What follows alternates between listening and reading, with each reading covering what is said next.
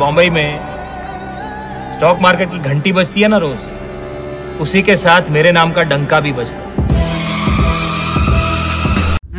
डंका तो हर्षद मेहता ने काफी तगड़ा बजाया था, लेकिन फिर आखिर ऐसा क्या हुआ कि उनका वो डंका उन पर ही भारी पड़ गया। मैं हूं Om and welcome back to the channel. आज की इस वीडियो में हम बात करने वाले हैं क्या सच में हर्षद हीरो था या फिर विलन। इसी के साथ इस वीडियो में आपको कुछ ऐसे पॉइंट्स बताऊंगा जो आपने कभी नहीं सुने होंगे। अब दोस्तों, आपको याद होगा कि कुछ समय पहले स्कैम 1992 नाम की एक वेब सीरीज आई थी जिसे लोगों ने खूब पसंद किया था। वैसे जो लोग नहीं जानते उनको मैं बता दूं कि वेब सीरीज में 1992 के शेयर मार्केट के घोटाले के बारे में बताया गया था, जिसमें हर्षद मेहता ने 5000 करोड़ का घोटाला किया था। अब इसमें हर्षद मेहता का किरदार इस प्रकार दिखाया गया है कि वह घोटाला करने के बाद भी लोगों के हीरो बन जाते हैं, और यही वजह है जिसके कारण ज्यादातर लोग हर्षद मेहता को घोटालेबाज की तरह नहीं बल्कि एक हीरो की तरह देखते हैं। तो इस पर सवाल उठना तो जायज है, क्या हर्षद मेहता एक हीरो है या नहीं, या फिर सिर्फ उनको एक बलि का बकरा बनाया गया है। देखिए दोस्तों, हर्षद मेहता एक स्टॉक ब्रोकर था जिसको साल 1992 के शेयर मार्केट घोटाले में दोषी पाया गया था। उस वक्त उसने 5000 करोड़ का घोटाला किया था, जिसे भारतीय शेयर मार्केट का सबसे बड़ा घोटाला माना जाता है। अब हर्षद के इस घोटाले की वजह से पूरा स्टॉक मार्केट क्रैश हो गया था। दोस्तों, हर्षद मेहता के इस घोटाले की वजह से पूरा स्टॉक मार्केट क्रैश हो गया था। इसका प्रभाव कुछ लोगों पर इतना पड़ा था कि वे या तो सड़क पर आ गए थे या फिर उन्होंने आत्महत्या कर ली थी। अब हैरानी की बात यह है कि हर्षद मेहता के इस घोटाले से पहले हर्षद मेहता को लोग भारतीय स्टॉक मार्केट का अमिताभ बच्चन कहते थे। अब असल में वह इतना जबरदस्त स्टॉक ब्रोकर था कि लोग उसे बिग बुल कहकर बुलाते थे। उसके बारे में कहा जाता है कि हर्षद मेहता जिस स्टॉक पर अपना हाथ रख दे उसकी कीमत रातों रात आसमान छूने लगती है। उस समय लोगों के लिए हर्षद मेहता किसी जादूगर से कम नहीं था, लेकिन दोस्तों हर्षद मेहता के जादू लोगों पर ज्यादा समय तक नहीं चल सका, क्योंकि दुनिया के सामने उसके घोटाले का पर्दाफाश हो गया। अब लोगों को हर्षद मेहता के घोटाले के बारे में कैसे पता चला, इसे जानने से पहले हम थोड़ा सा हर्षद मेहता के बारे में जान लेते हैं। अब दोस्तों, हर्षद मेहता का जन्म 29 जुलाई 1954 को गुजरात के पनेली मोती में हुआ था। हर्षद के पिता खुद की एक कपड़े की दुकान चलाते थे, लेकिन दुकान अच्छे से ना चलने के कारण उनके घर की आर्थिक स्थिति ठीक नहीं थी। अब घर के इन्हीं हालातों के कारण हर्षद मेहता को स्टॉक मार्केट में आने से पहले कई जगहों पर छोटी छोटी नौकरियां करनी पड़ी थी। अब भले ही हर्षद छोटी मोटी नौकरियां करता, लेकिन वह हमेशा कुछ न कुछ बड़ा करने की सोचता रहता था। आखिर 1998 में अपनी पुरानी नौकरी छोड़कर उसने ब्रोकर की नौकरी करना शुरू कर दिया। यहीं से हर्षद मेहता के बिग बुल बनने का सफर भी शुरू हो गया। दोस्तों, हर्षद मेहता को स्टॉक मार्केट में बड़ी दिलचस्पी थी और वह बहुत लंबे समय से इस व्यापार में घुसने की कोशिश कर रहा था। इसके अलावा हर्षद मेहता का दिमाग भी बहुत तेज था, इसी कारण उसके स्टॉक मार्केट के सभी बारीकियों को बहुत ही जल्द समझ लिया था। अब सब कुछ समझ लेने के बाद साल 1984 में अपने भाई के साथ मिलकर grow more research and management नाम की कंपनी शुरू की, और ये हर्षद मेहता का ही कमाल था कि ये कंपनी मात्र 8 सालों में ही स्टॉक मार्केट की सबसे बड़ी कंपनी बन गई। अब जाहिर सी बात है, आप सोच रहे होंगे कि इतने कम समय में ये कंपनी स्टॉक मार्केट की सबसे बड़ी कंपनी कैसे बन गई। तो चलिए अब इस रास्ते भी पर्दा हटाते हैं। असल में दोस्तों, हर्षद मेहता ने अपने घोटालों की मदद से ही इस कंपनी को टॉप पर पहुंचाया था।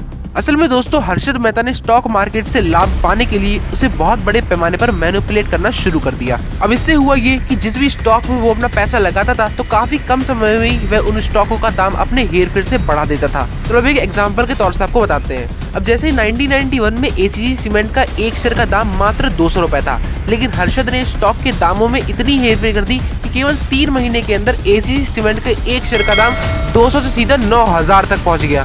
मतलब हर्षद मेहता ने मात्र 3 महीने में एसीसी सीमेंट के एक शेयर का दाम को 45% बढ़ा दिया। अब खुद सोचो, जिन लोगों ने एसीसी का एक शेयर 200 में खरीदा होगा, उनका प्राइस जब 9000 हुआ होगा तो उन्हें कितना फायदा हुआ होगा। अब आप में से कई लोग सोच रहे होंगे कि अगर हर्षद स्टॉक को मैनिपुलेट कर रहा था तो ये घोटाला कैसे हो गया। दोस्तों, इसके लिए ये जानना बहुत जरूरी है कि वो मैनिपुलेशन को किस तरह से अंजाम दे रहा था। तो हियर कम्स आवर पॉइंट 2, आखिर हर्षद मेहता कैसे देता था घोटालों को अंजाम। शायद आपको पता ना हो, लेकिन स्टॉक मार्केट में जो स्टॉक जितना ज्यादा बिकता है उसका प्राइस उतना ही ऊपर जाता है। अब हर्षद मेहता ने किसी कंपनी के स्टॉक प्राइस को बढ़ाने के लिए उसके स्टॉक को बहुत बड़े पैमाने पर खरीदना शुरू कर दिया। वह स्टॉक पर करोड़ों रुपए इन्वेस्ट कर देता था, जिससे स्टॉक का प्राइस काफी तेजी से बढ़ने लगता था, और स्टॉक का प्राइस बढ़ता देख और भी लोग उस स्टॉक को खरीदना शुरू कर देते थे, और इसीलिए उस स्टॉक का प्राइस आसमान छूने लगता था।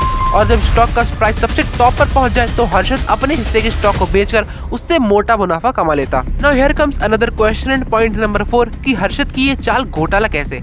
अब इसमें हर्षद का घोटाला ये था कि वह इस मैनिपुलेशन में जो करोड़ों रुपए इन्वेस्ट करता था वह उसके खुद के पैसे नहीं थे, बल्कि वह इस काम के लिए बैंकों का पैसा इस्तेमाल करता था। नाउ क्वेश्चन नंबर 5 इज कि हर्षद मेहता ने कैसे किया बैंक के पैसों का इस्तेमाल। अब दरअसल वह बैंक पैसों की जरूरतों को पूरा करने के लिए दूसरे बैंकों को सिक्योरिटी बेचने और खरीदने का काम किया करते थे। अब इस काम के लिए बैंकों को दलालों की जरूरत पड़ती थी, जो कि दो बैंकों को आपस में डील करवाने के काम किया करते थे। हर्षद भी उस समय बैंकों के बीच दलाली का यह काम करता था, लेकिन उसने ये काम को ईमानदारी की बजाय घोटालेबाजी से करना शुरू कर दिया। मतलब कि सिक्योरिटी का जो पैसा उसको बैंकों को देना चाहिए, वह उस पैसे को स्टॉक मार्केट में इन्वेस्ट कर देता, और जब बैंक को पैसे लौटाने की तारीख आती तो वह अपने स्टॉक को बेचकर बैंकों को उसका पैसा लौटा देता और मुनाफा अपने पास रख लेता। यानी वे पब्लिक का पैसा एक गैर कानूनी तरीके से शेयर मार्केट में प्रॉफिट कमाने के लिए इस्तेमाल कर रहा था। केस नंबर 6, आखिर कैसे लोगों को हर्षद के इस घोटाले के बारे में पता चला। अब हर्षद का ये घोटाला शुरुआत में बहुत अच्छे से चल रहा था और शायद इसके बारे में किसी को पता भी नहीं चल पाता, लेकिन उसको समस्या तब हुई जब दुनिया भर में मंदी का दौर आया और मार्केट क्रैश होने लगी, और हर्षद ने जो बैंकों का पैसा स्टॉक मार्केट में लगाया हुआ था वह सारा पैसा डूब गया। अब हर्षद को किसी भी हाल में बैंक का पैसा तो चुकाना ही था, तो उसने पहले वाले बैंक को पैसा चुकाने के लिए दूसरे बैंक से पैसे उधार लिए और दूसरे बैंक का पैसा चुकाने के लिए तीसरी बैंक से उधार लिए। एंड विद दिस हर्षद अपने ही जाल में फंसता जा रहा था। But here comes point number 7, क्या सच में हर्षद घोटालेबाज था?